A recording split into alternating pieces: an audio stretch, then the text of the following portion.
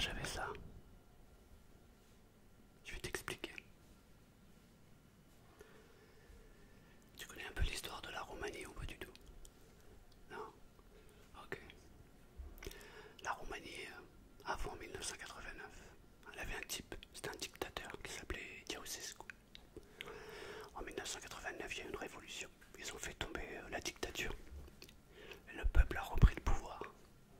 C'est pas tout à fait le peuple qui a pris le pouvoir, mais on va considérer que c'est le peuple, puisqu'il y a eu une libéralisation. Ensuite, comme dans tous les peuples, la mafia s'est installée et a pris le contrôle. En 1992, j'ai rencontré un type qui était roumain. À l'époque, j'avais un petit business de rue. Et le gars m'a dit, je pars en vacances en Roumanie cet été. C'était en gros un mois et demi après notre rencontre. Il me dit, si tu veux, tu viens. Il y a peut-être du business à faire là-bas. Alors j'ai dit, ouais, pourquoi pas, ça peut être intéressant. Et c'était dans le début juillet, comme ça. Et on a atterri en Roumanie. Enfin, quand je dis on a atterri, on a pris une voiture. On a filé en Roumanie. On s'est tapé 2 jours et 2 nuits de voiture et on est arrivé à bon port. Il m'a présenté un peu ses connaissances là-bas. J'ai tout de suite vu qu'il y avait du business à faire là-bas. On est rentré dans un bar. Il y avait des jolies filles. Et j'ai dit au gars, combien ton bar? Il voulait pas le vendre. Et je lui ai dit, non, je crois que t'as pas compris la question. J'ai dit combien pour le bar? J'ai pas demandé si tu vendais ton bar. Je lui ai dit quel est le prix de ton bar. Il a compris la question et j'ai acheté le bar. Et donc j'avais un bar tenu par les filles, mais pour des hommes, si tu vois ce que je veux dire. On avait notre petit business qui fonctionnait bien et du coup on a ouvert encore 2 autres bars dans la ville. Et puis il y a eu la démocratisation des salles de jeu.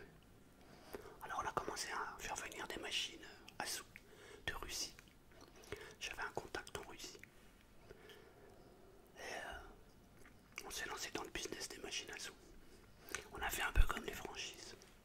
On a installé des machines dans les bars. Et on prenait un pourcentage sur toutes les machines qui tournaient. Ça tournait bien pour nous. Et je reviens à l'œil. Et un jour, je marche avec mon associé dans la rue. Et là, il y a 3 types qui sont en train de pousser une voiture et qui n'arrivent pas à la démarrer parce qu'il y a une légère montée. Je les regarde, je me dis, le mec, il est complètement con. Ta voiture, tu peux pas la pousser en montée. Je veux dire, monte dedans, mets la marche arrière et tu la démarres ta voiture. Au pire, tu la fais rouler à plat et tu la pousseras sur du plat. Mais je crois que ils n'avaient pas le cerveau en adéquation, tu vois ce que je veux dire. Alors, on marche comme ça, tranquille. Et là, il y a le type qui m'interpelle, qui me dit, allez, donne, fais la quatch. Machine. Ça veut dire, hé, viens ici. Hé, mec, viens ici. Il y a la voiture. Le mec, il me dit ni bonjour, ni s'il te plaît, ni rien. Je connaissais ce gars-là de vue. Je suis pas sûr qu'il m'avait reconnu, parce qu'il m'aurait jamais parlé comme ça.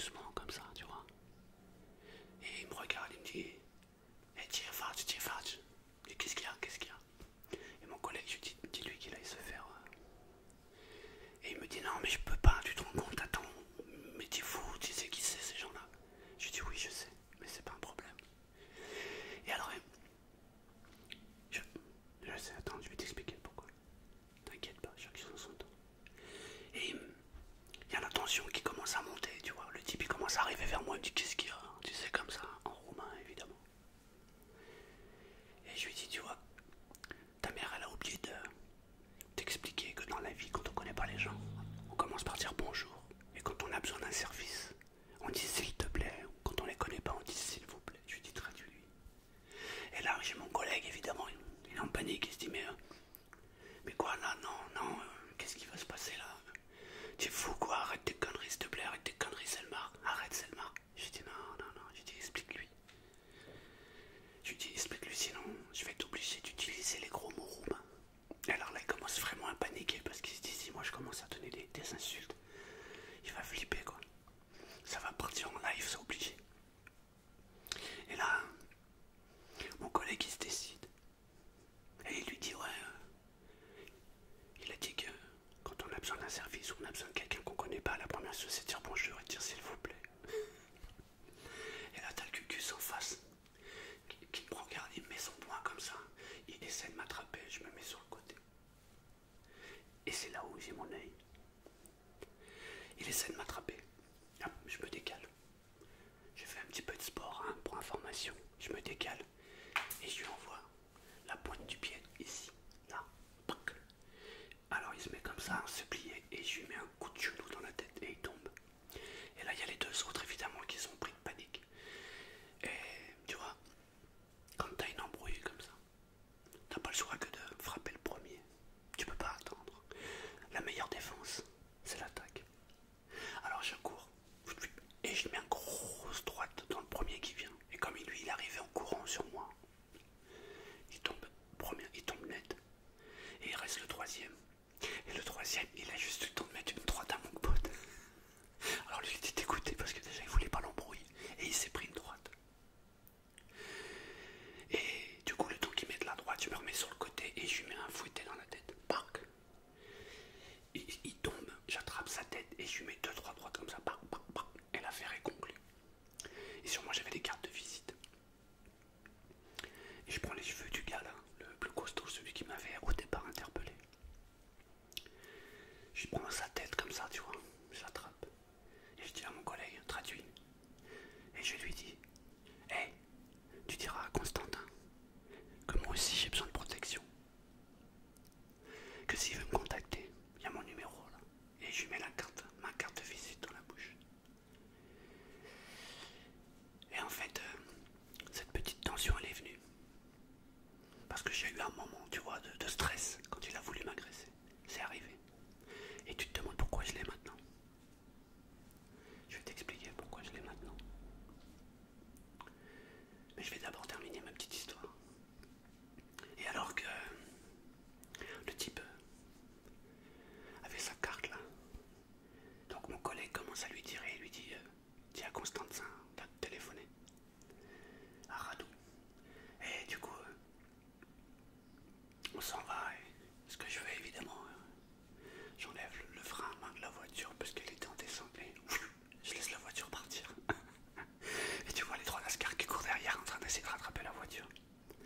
Je crois qu'ils doivent encore être en train de courir. Non, ils sont pas en train de courir, j'ai eu des nouvelles. Ils se font partie de ce monde. C'est des choses qui arrivent dans ce milieu. Et alors il s'est passé quelques temps. Une journée ou deux, tu vois, ça a été assez rapide. Et j'ai pas eu un appel de Constant. Mais il est venu me voir directement dans le bar. Il est rentré avec ses trois gus, plus quelques autres. Et il a demandé à me rencontrer. Et on a eu une discussion entre hommes. Et on a fait du business ensemble. Parce qu'on s'est compris. Tout ça pour dire que tout à l'heure, j'ai pas aimé la façon dont tu m'as parlé. J'ai pas aimé du tout comme tu t'es adressé à moi. T'as cru que tu pouvais t'en sortir comme ça, comme une petite pirouette. Tu sais pourquoi j'ai ça? Tu m'as posé la question. 2 fois tu m'as demandé. C'est parce que à chaque fois que j'ai une tension, j'ai ça. Et la tension que j'ai eue là maintenant, elle est due à toi. Alors, je sais pas qui tu es, je sais pas d'où tu viens, mais c'est une chose. On parle jamais comme ça. Tu sais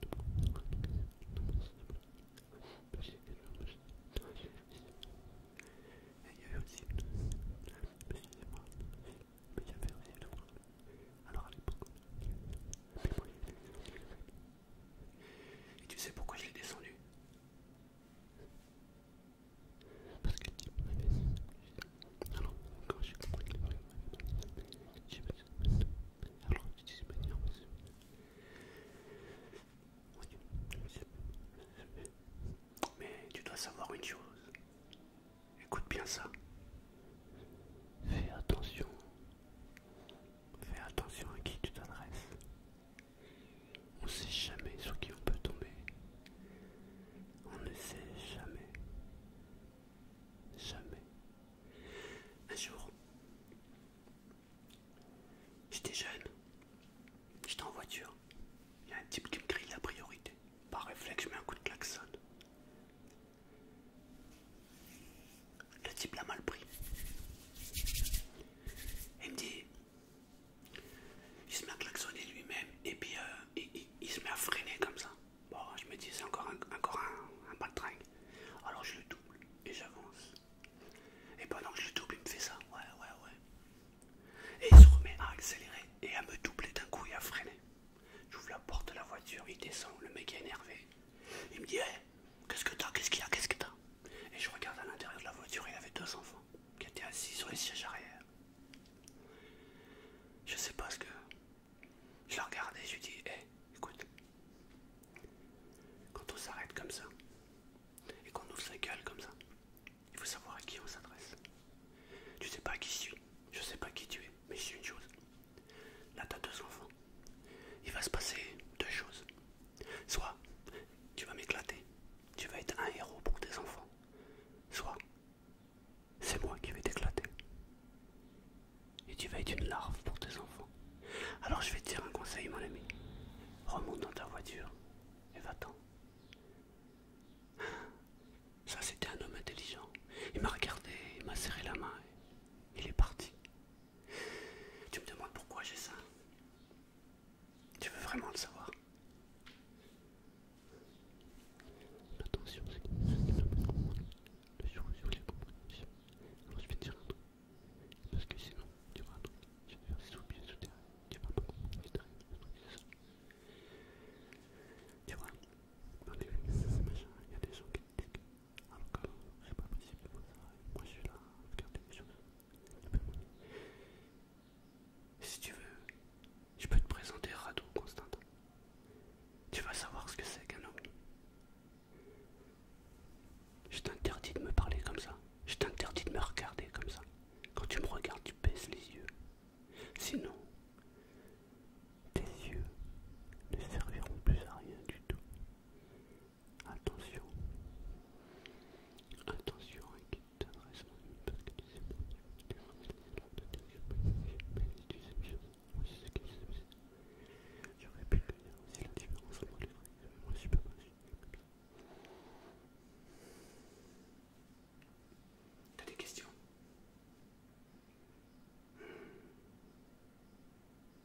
C'est bien.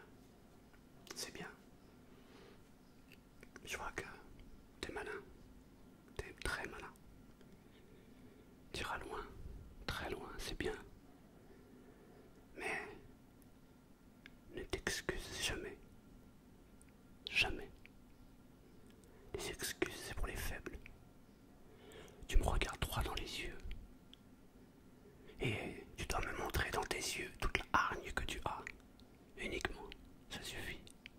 Ou quand tu veux t'excuser, tu le fais avec ton regard uniquement. Ne t'excuse jamais. Un regard suffit. Ça suffit largement. On est du même milieu tous les deux. On est fait de la même matière. On sait manier les armes tous les deux. On sait comment le monde tourne. Alors ne t'excuse jamais. Un regard suffit. Tu veux un dernier conseil? Je vais te dire.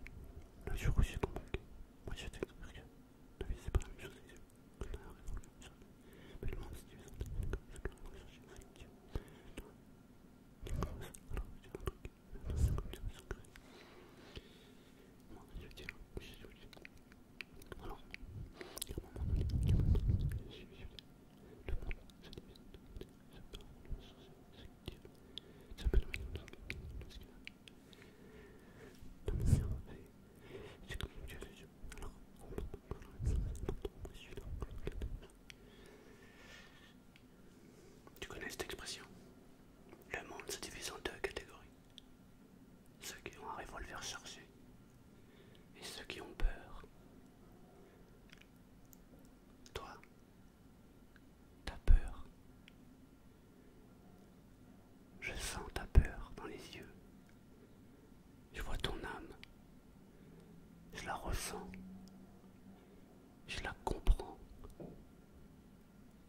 Ne me force pas à me servir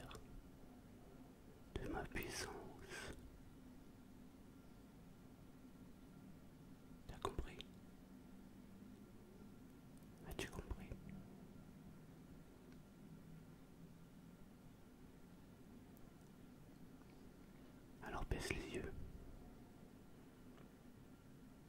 C'est bien. Si tu peux pas faire une chose, tu peux pas comprendre le truc parce qu'à un moment donné, moi j'ai fait ça. Et j'ai découvert que la chose c'est que le plus important c'est pas de savoir comment tu peux. Alors que la différence aussi c'est que bien sûr, moi aussi c'est pas ça. Allez, fais attention la prochaine fois. Si tu vois mon œil rouge, change de